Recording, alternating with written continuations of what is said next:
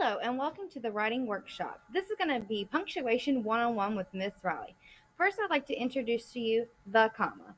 So, as we're writing, we need to make sure that we're using our punctuation. I know you guys get so caught up in texting and the shorthand writing, we also forget to do our punctuation when we write because we're so used to texting. But when we write, we actually have to come back and think about our fundamentals of punctuation. So, like I said, let's start with comma. Comma is useful in a sentence when the writer wishes to pause before proceeding, add a phrase that does not contain any new subject, separate items on a list, use more than one adjective, a describing word, like beautiful, like you all ladies are beautiful, and all you guys are handsome. For example, in the following sentence, the phrase or clause between the commas gives us more information behind the actions of the boy. The subject of the sentence. The boy, who knew that his mother was about to arrive, ran quickly towards the open door. So it gives us a little bit more information of why the boy was running quickly towards the door. Also, commas can be used to separate items in a list. For example, the shopping trolley was loaded high with bottles of soda, fruit, vegetables, toilet rolls, cereal, and cartons of milk. Notice how I didn't always say and bottles, and fruit, and soda, and toilet rolls. We use the comma in place of all of those ands because using and repeatedly is so redundant. So note that in the list, the final two items are linked by the word and rather than a comma.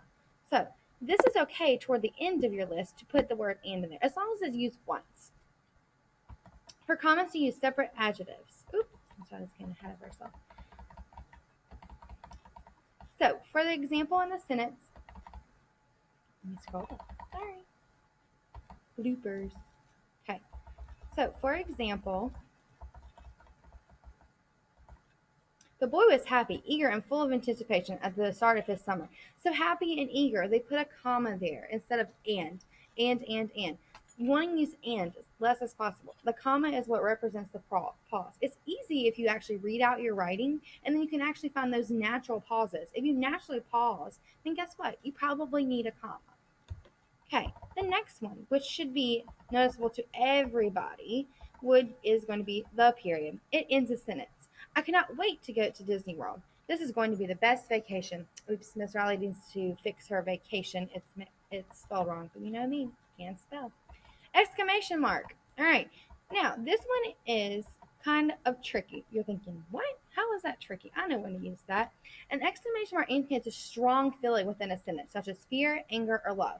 In order to use the exclamation mark, you need to make your reader feel that. So, here are some examples. Help! I love you. In this way, it can also be used to indicate a sharp instruction. Stop! Police! Or indicate humor. Ha ha ha ha ha ha!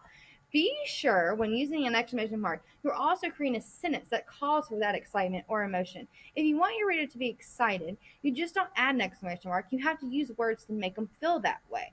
Think of it as text evidence and supporting your answer. In order for you to use an exclamation mark, you must have a sentence that supports it. You can't just randomly throw an exclamation mark. Cool. That doesn't match my emotion. That doesn't match what I'm trying the reader to understand. So make sure the sentence that you have leading up to the exclamation mark calls for that. Okay, and we're going to move on to question mark. Now, the question mark simply indicates a sentence is asking you a question, like some of your hooks may ask you about a question. It always comes at the end of a sentence. Are we there yet? Are we at the end? How many of you ask questions on a daily basis? You know what calls for a question mark. A question mark in writing also allows the reader to stop and ponder and to think about what their thoughts are. You're asking them a question. It gives them time to think and maybe put themselves in your situation. Quotations. Okay, quotations are really to show speech when either you're saying it or when quoting someone else's speech. So, for example, my grandpa said, share your chocolates with your friends. In this case, he's quoting his grandpa. His grandpa said it. George, don't do that. He said it, or she said it in this way. Will you get your books out, please? Said Miss Jones, the teacher, and quieten down. You've heard me say this on a daily basis. You would be quoting me. It is worth noting that to report Google Docs is not liking me today. Must be my silly wacky tacky is going to be wacky today too. Okay. Quotation marks. All right. George, don't do that. So we went over that one. For example, Miss Jones told the pupils to take out their books and quieten down. Notice that there's no quotation marks here. It's because they already told us. She's telling us. She's not wanting to quote exact phrases of what he said. She's just taking out bits and pieces of it and telling us basically what he said without the quotation marks. Hope you guys enjoyed my video. Sorry for the little wackiness. It's wacky tacky day with my lovely makeup here at Gravely Hill Middle School. Hope you guys still are able to understand what about the comma, the question mark, the period, quotations.